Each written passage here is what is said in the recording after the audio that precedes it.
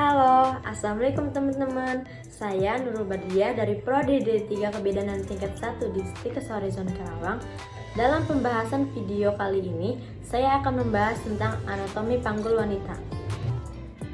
Panggul merupakan salah satu faktor yang berperan penting dalam proses persalinan. Anatomi panggul manusia ini sangat penting dikuasai oleh bidan. Mengapa? Karena anatomi panggul ini sebagai bekal salah satu persyaratan penting dalam memahami proses persalinan. Maka dari itu, mari kita simak video berikut ini. Yang pertama, saya akan membahas tentang panggul keras, yaitu panggul keras dibagi menjadi dua bagian. Bagian atas atau panggul besar yang disebut juga pelvis mayor berfungsi untuk mendukung isi perut. Yang kedua, pada bagian bawah atau panggul kecil disebut juga pelvis minor sebagai wadah alat-alat kandungan untuk menentukan jalan lahir. Panggul besar ini dibentuk atas 4 buah tulang, 2 buah pangkal paha kanan dan kiri atau disebut juga os coccyx, kemudian 1 tulang kelangkang atau os sacrum, dan terakhir 1 tulang tungging atau os coccygeus.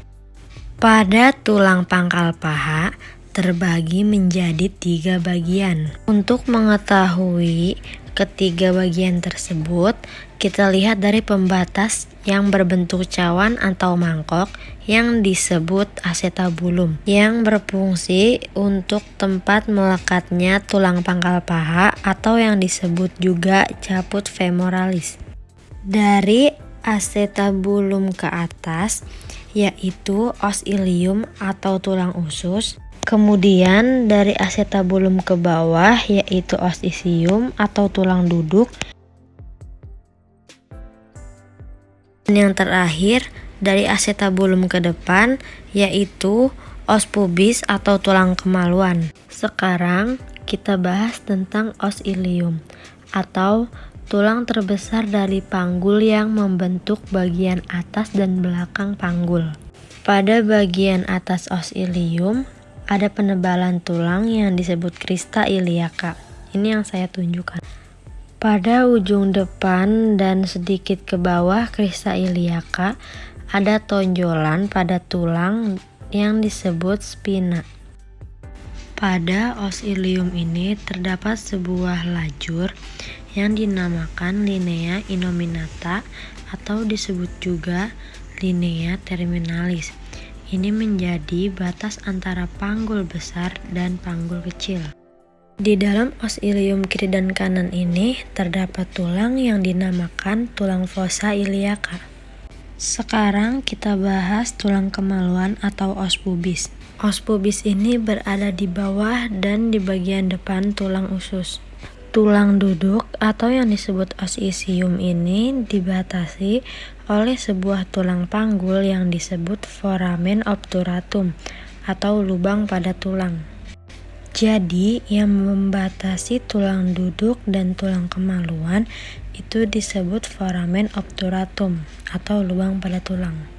Yang saya tunjuk ini adalah tangkai tulang kemaluan yang menghubungkan antara os ilium dan os pubis. Ini dinamakan ramus superior osis pubis. Nah, sedangkan yang saya tunjuk ini adalah tangkai tulang kemaluan yang berhubungan dengan tulang duduk disebut ramus inferior osis pubis.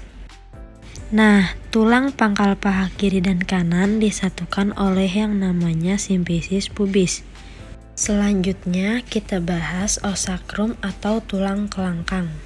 Tulang ini berbentuk segitiga, melebar di atas dan mengecil atau meruncing ke bawah. Tulang ini terletak di sebelah belakang antara 2 tulang pangkal paha.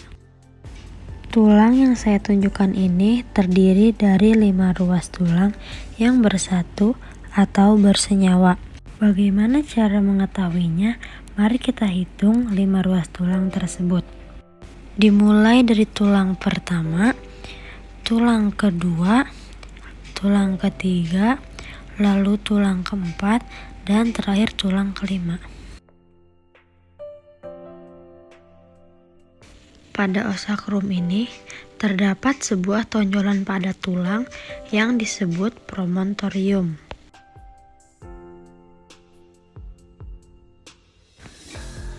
Ke samping, tulang sakrum ini berhubungan dengan pangkal paha. Yang saya tunjukkan ini namanya articulatio sacroiliaca. Ini persendian yang menghubungkan kedua pangkal paha. Di antara os sacrum dan os coccygeus disebut dengan articulatio sacrococcygeus. Pada tulang tungging atau os coccygeus itu ada 3-5 ruang yang bersatu. Pada saat persalinan, ini bisa terdorong ke belakang 1-2 cm. Sekarang kita bahas panggul kecil. Dalam ilmu kebidanan, panggul kecil mempunyai arti penting karena merupakan tempat alat reproduksi wanita. Inilah yang saya lingkari yang membentuk jalan lahir.